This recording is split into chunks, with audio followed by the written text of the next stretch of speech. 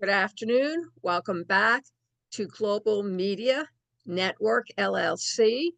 Passionate World Talk Radio is a wholly owned subsidiary of GMN LLC.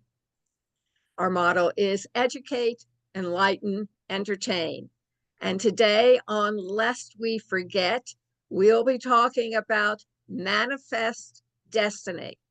And our host, Lisa Skinner, will start us off. Hello, everybody. Thanks for being with us here today. We appreciate your valuable time, and we have got a really fascinating topic to talk about. How many of you have ever even heard of manifest destiny? Well, I hadn't. So I had to research it. But once I figured out what manifest destiny really was, I had an unbelievable aha moment and told myself, this makes total sense. I guess in theory, I did know that this was what was happening throughout history. I just didn't know that's what it was called. So we're going to explain all that to you today, and it's really, really eye-opening. So manifest destiny was actually a phrase coined back in 1845 with the idea that the United States is destined by God, and that's what the advocates believed, to expand its dominion and spread democracy and capitalism across the entire North American continent. So this ideology was born in the USA.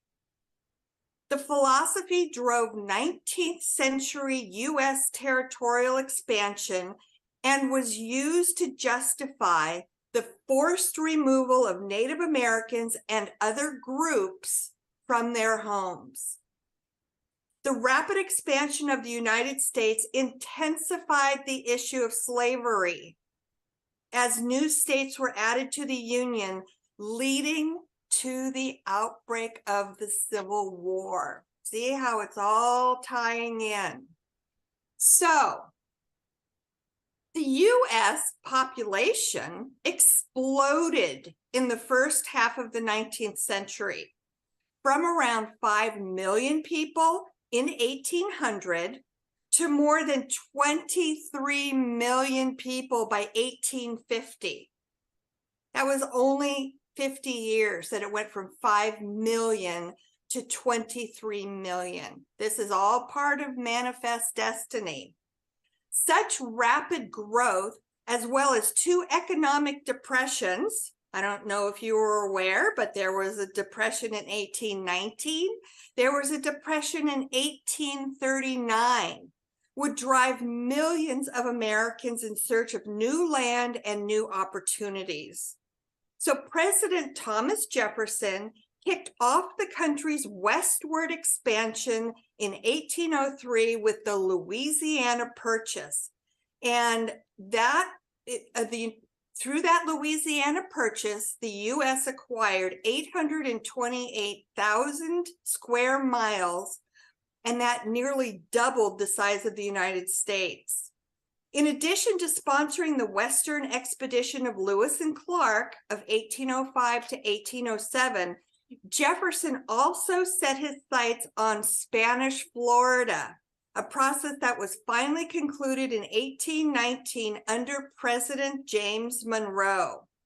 In 1823, Monroe invoked manifest destiny when he spoke before Congress to warn European nations not to interfere with America's westward expansion. He threatened that any attempt by Europeans to colonize the American continents would be seen as an act of war. This policy of an American sphere of influence and of non-intervention of European affairs became known, we've probably all heard this term, it became known as the Monroe Doctrine.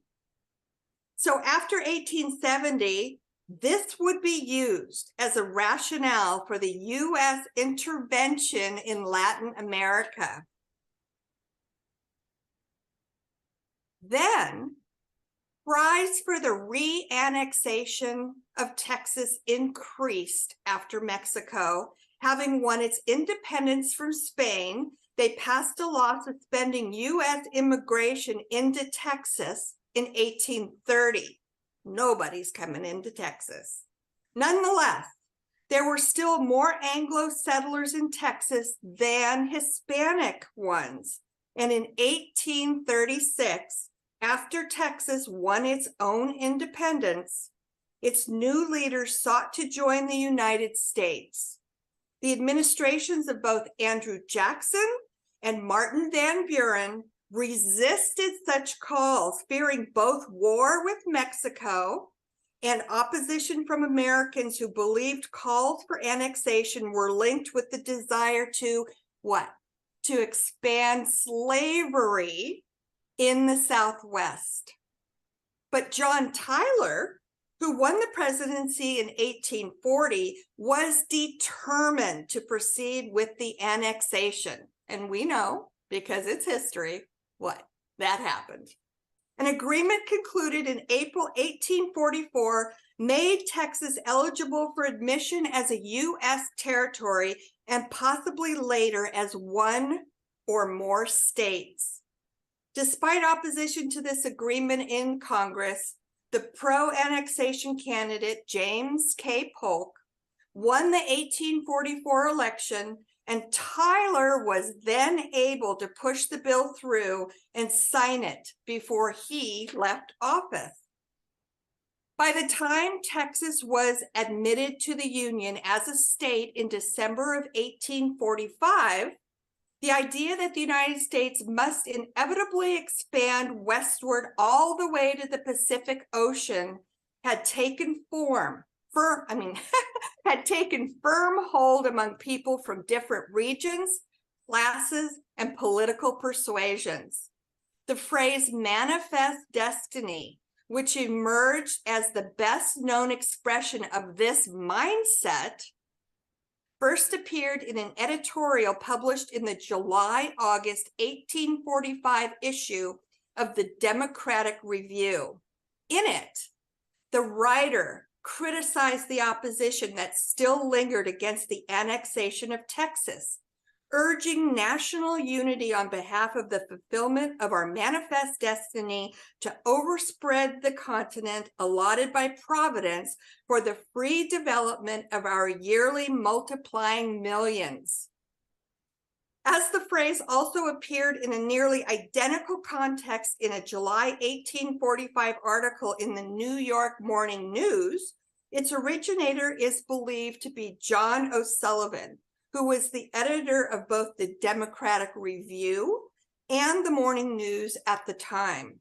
That December, another Morning News article mentioned manifest destiny in reference to the Oregon Territory, another new frontier over which the United States was eager to assert its dominion.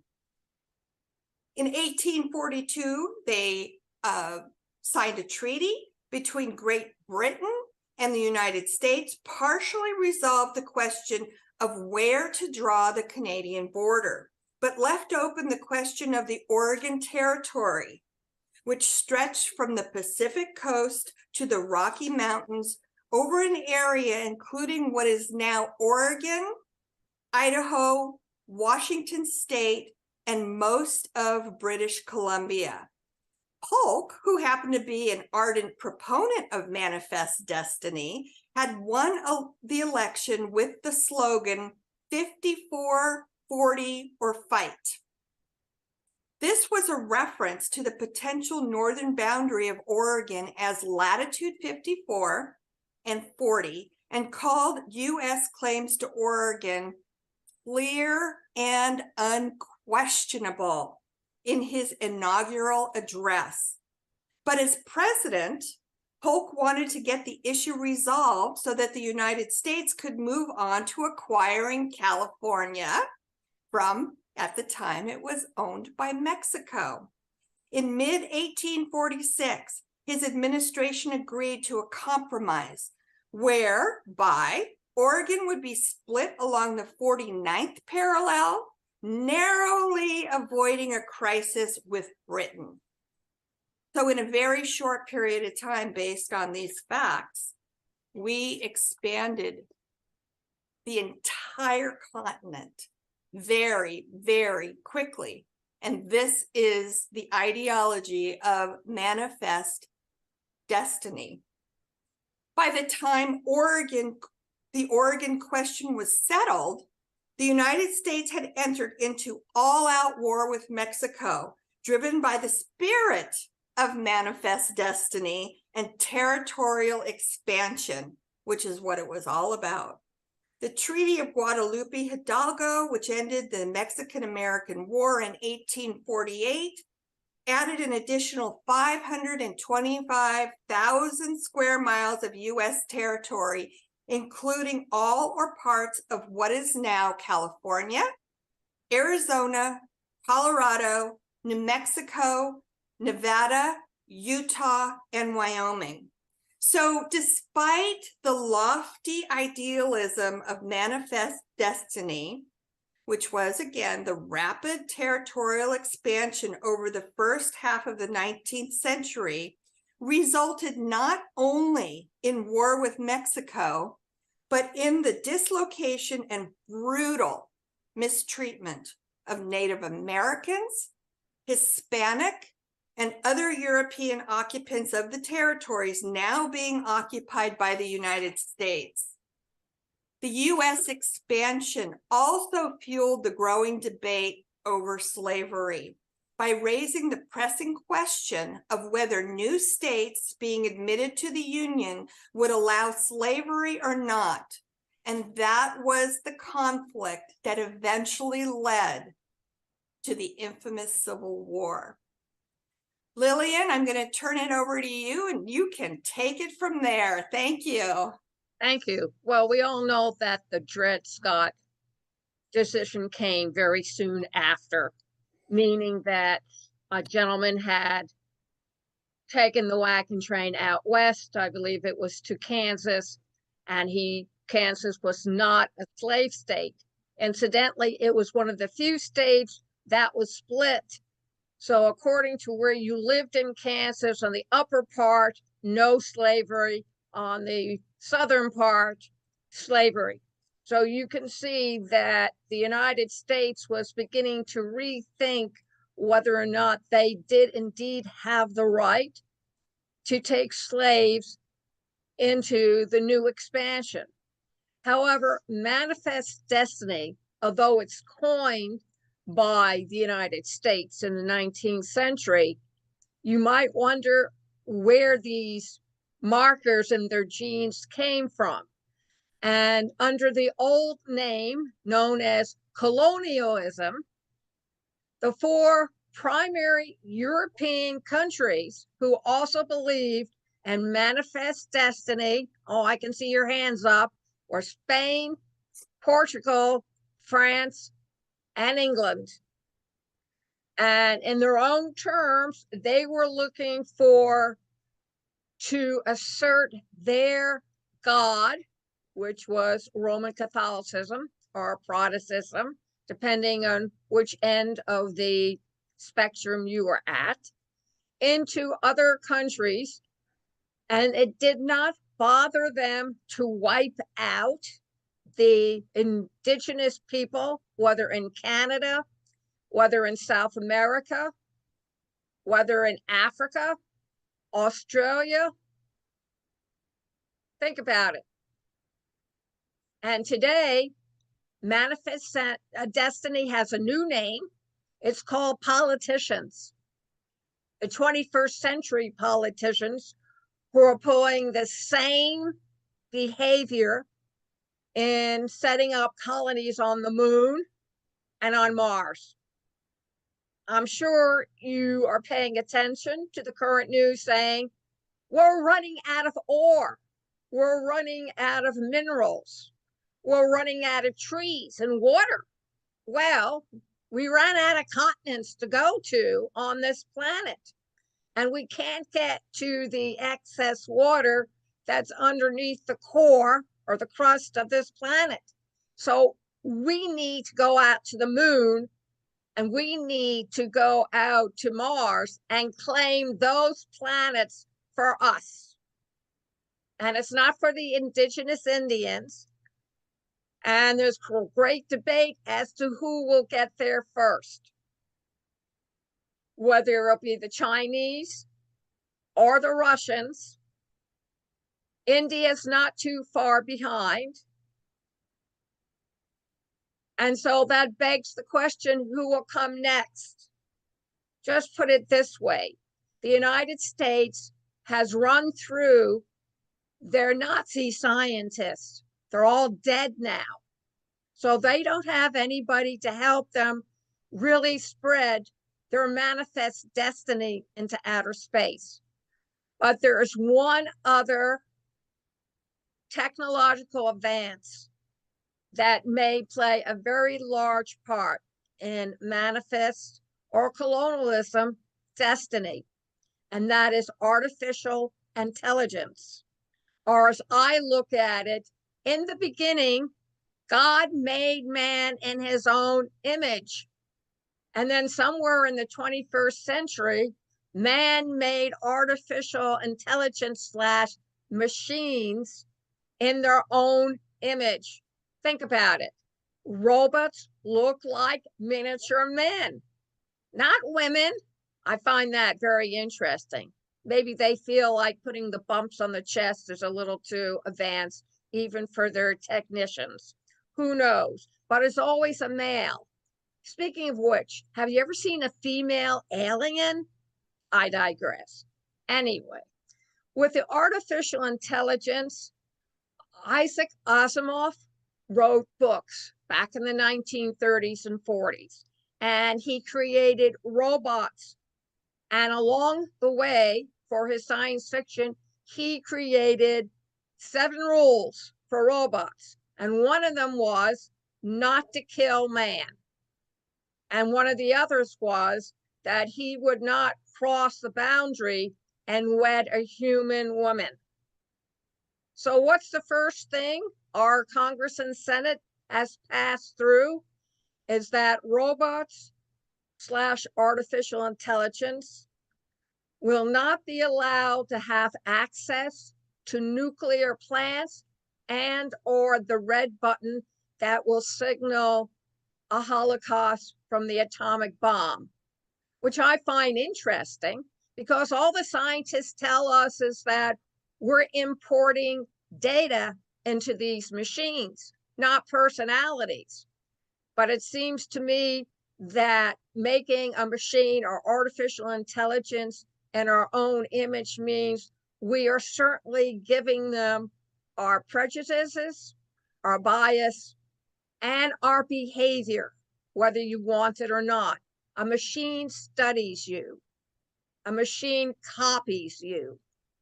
So whatever you are doing, that machine will also do.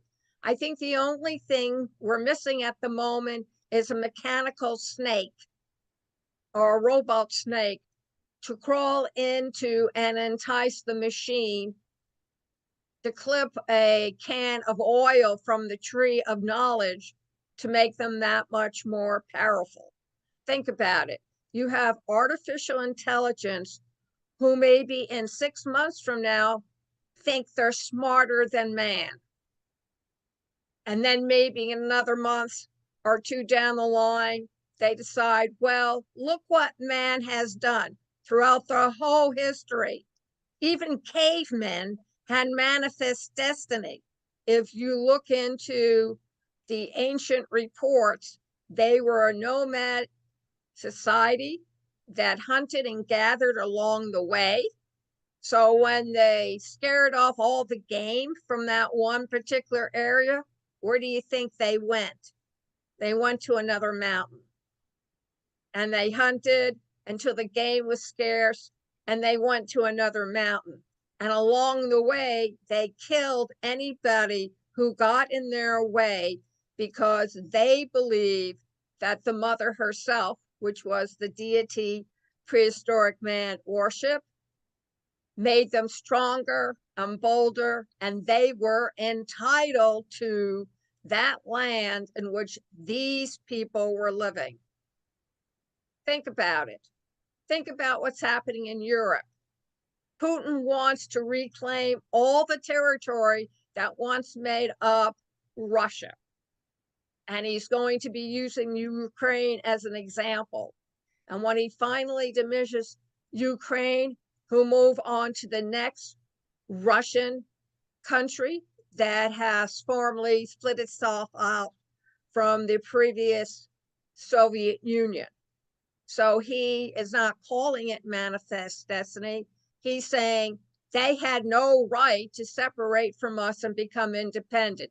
Therefore, my God has told me it's okay to go out and kill men, women, and children, take no prisoners, separate the children from their parents, train them up to what I want. And along the way, it's okay for me to make an invincible army of AI and machines who will not question my decisions, but go out and take what I want. You're wondering where the United States got all these ideas from? That's where the United States got all their ideas from the people who originally colonized them. Why did Europe come over here in the first place? Well, in Europe, they ran out of trees. They ran out of drinkable water.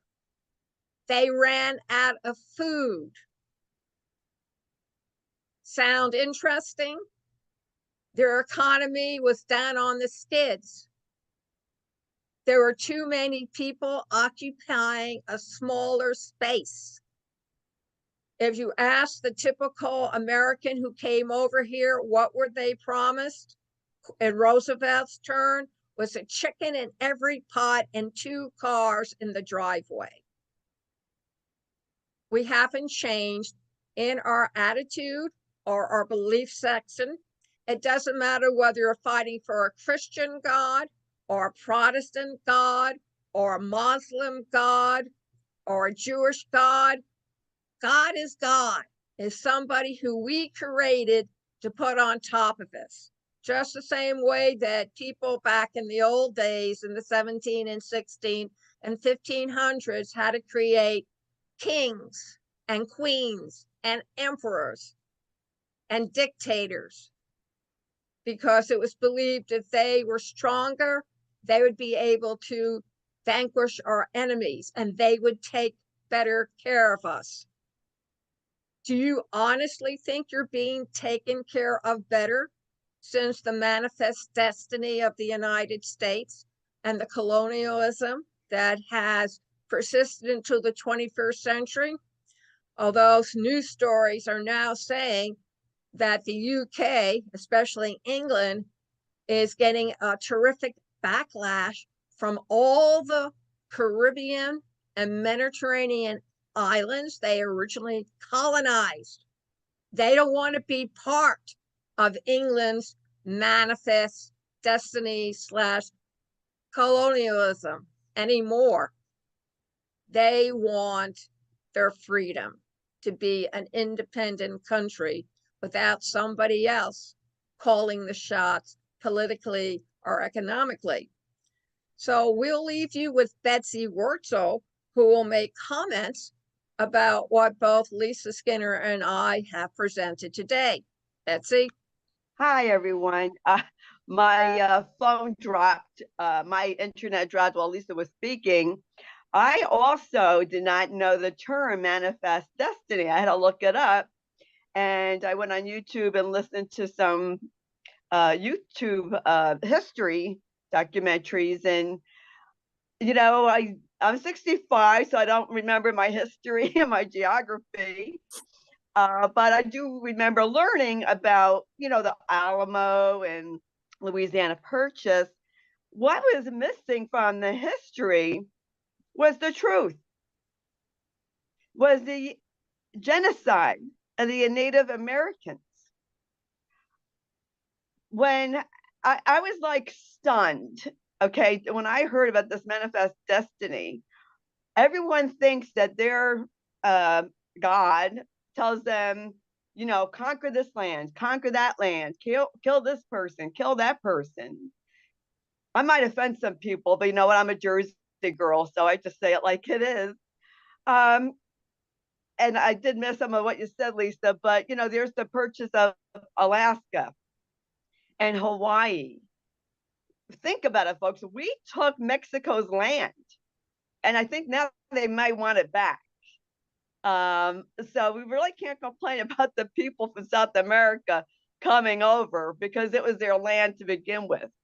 And I was thinking about this manifest destiny, and I was thinking about Europe. Now, my mother's parents were kicked off their land. Maybe it was considered manifest destiny back then, but it was the programs. Yeah. They were Jewish. They got kicked off their land for being Jewish. We kicked the Native Americans off their land and the Mexicans out. Are we any better? No, we're not. And as Lisa had and Lillian had said in previous episodes, where did Hitler learn this from? From America. Now that's mind-boggling. And I'm going to digress here because last week when we were talking about the boarding schools, I forgot to say something, and the adoption. They were taken away, these Indian Native American children, from their parents because their houses were crowded, because they had multi-generational people living there. Well, you know what? My mom grew up in the Bronx, and she lived with her grandparents and her parents. My mother didn't have her own room. She shared it with her brother. Should they have been taken away? If they were Native Americans, they would have been taken away from their parents. It's not right what happened. And I just had to bring that up. And, the artificial intelligence, it's it's twofold for me. It's exciting, but it's a little scary. Technology in the wrong hands, folks, is going to be dangerous. This is dangerous territory. I was watching some programs, and the criminals, and they use technology now to steal, to scam, to hurt people. Can you imagine with this artificial intelligence getting a phone call and you think it's your child, your grandchildren saying they need money? Can you imagine a AI of you, and you're saying something, but it's not you, it's the computer that's doing it, and you're saying something completely out of your character? This is going to get people into trouble. If this falls into the wrong hands, it's going to be a problem. And I believe also that whoever goes to Mars and settles there, it's going to be a problem if it's, again, in the wrong hands.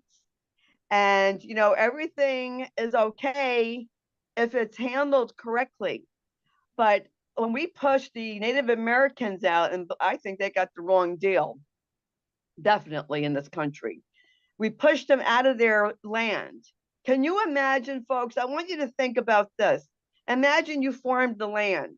You were there for years and years, and someone just comes and says, I want it. I want your land. Now get out. Or you're going to be killed. And they killed people. And, you had the gold rush. How many people were killed doing that? And just, going out west. I guess maybe they went out west for a better life, some of them. A lot of them were farmers, and, they had families. They wanted to start anew. But unfortunately, excuse me, the Native Americans got shafted. No other way to say it. They got the shaft. And everyone thinks their God is on their side.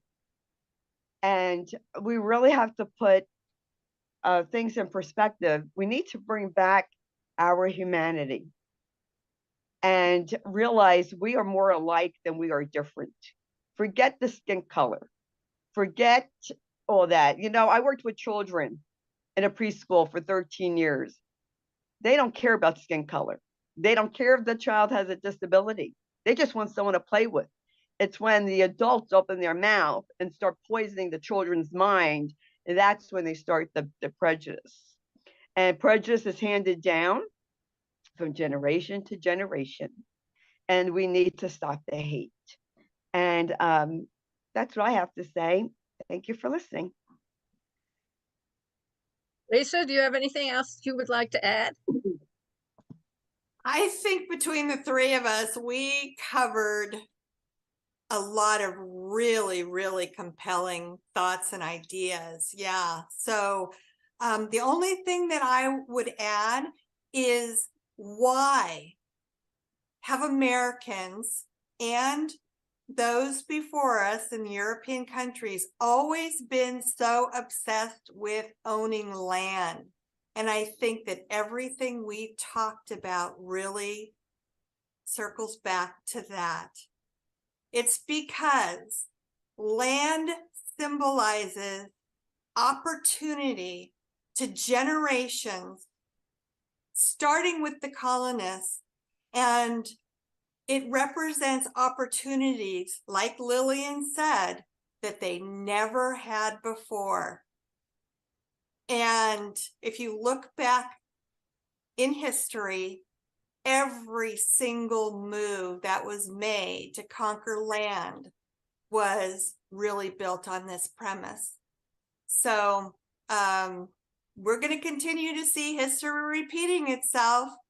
And I think true to what Lillian used as an example, we're going to see manifest destiny expand all the way to maybe the moon and to Mars. They're not finished yet, because it's just man's innate determination to conquer and own what they want. And I don't know if there's anything that's going to stop this from happening. Nothing has yet, until maybe we get to the last scene of the Planet of the Apes movie, where those astronauts who survived thought that they were living on a different planet until the very last scene, and saw the Statue of Liberty half broken in the sand, realizing that he wasn't on a different planet. He was on Earth, and we had destroyed ourselves. And then the apes, through evolution, came back superior to us. Is that what it's going to take before we break the cycle of habit that we have been displaying for thousands and thousands and thousands of years? I hope I'm not around to see that. Thank you. Well, if you remember, if you saw most of the Planet of the Apes, they start resembling the man, of which they try to control. So it seems to be in our ape/human genes. Thank you very much, Lisa and Betsy, for joining us in Manifest Destiny. Next week, we're going to do a review and any other additional material we would like to bring to the table about the indigenous Indians. There is so much going on today compared to what was so much going on in the 18 and 1900s that we cannot encompass all this content in just 1 month. However, from time to time, we will do reviews of the topics. Your call to action, ladies and gentlemen, is to let us know what in particular you would like to delve in further on the topic of the U.S. and the indigenous Indians. Just remember, Columbus called them Indians because he thought he found the route to the Spice Islands, which was India. So he thought he was finding Indians from India.